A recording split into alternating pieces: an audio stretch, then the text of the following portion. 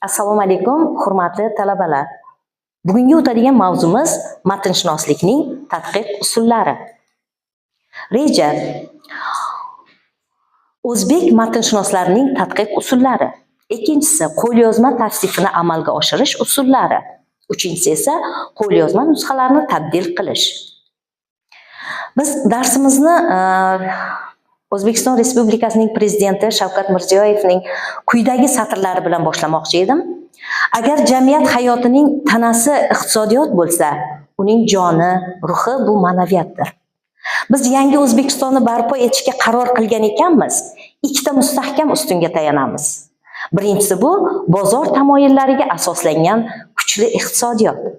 Ikkinchisi esa ajdodlarimizning boy merosi va milliy qadriyatlarga asoslangan kuchli ma'naviyat. Biz mana shu ajdodlarimizning merosini o'rganib, ularning ilmlarini, ma'naviyatini o'rganish orqali o'zimizning ma'naviy ruhimizni rivojlantirib kelmoqdamiz. Bu borada ko'pgina olimlarimiz, fozillarimiz bu ishda o'zlarining tashabbusini ko'rsatib kelmoqdalar. Matnlar, biz mana shu matnshunoslik haqida gapiradigan bo'lsak, albatta bu matnshunoslikda matn ustida ish ko'riladi. Shunga ko'ra matnlar turli shakllarda joylashtiriladi. Bu birinchisi sidirg'a, 2 ustunli, 4 ustunli, zina, qiya, romb va doira shaklida joylashtiriladi. Bu muayyan darajada bular bezak vazifasini o'tab, she'riy matnlarda ayniqsa ko'p qo'llanilgan. Bugungi matnshunoslikning tadqiq usullari haqida gapiradigan bo'lsak, birinchisi bu matniy tafovutlarni tahlil qilish usulidir. Bunda asl yoki dastlabki matnni tiklash bo'ladi. Ya'ni davriy o'zgarishlarni sodir bo'lish sabablarini aniqlanadi.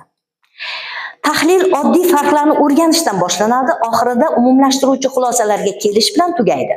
Farqlar qo'lyozma nusxalari orasida esa xronologik tartibda, makon va hudud tartibida guruhlashtirilgan holda qiyoslanadi. Ushbu tadqiq usulida. Ikkinchisi asosiy matnni tuzish usuli. Bu muallifning asl birlamchi matnni tiklash emas. Matnshunos faqat matnni muallif variantiga yaqin ko'rinishinigina tuzishi mumkin. Asosiy matn deyilganda matnshunos tomonidan nashr uchun tuziladigan qo'lyozma asarlarning so'nggi varianti nazarda tutiladi, xolos. Uchinchisi esa ko'chirishdagi xatoliklarni tahlil qilish usuli hisoblanadi. Bunda qo'lyozma nusxani ko'chirish jarayoni quyidagicha kechadi. Ya'ni matnni eslab ko'chirish, ichida takrorlab ko'chirish va matnni tushunib-tushunmay ko'chirish.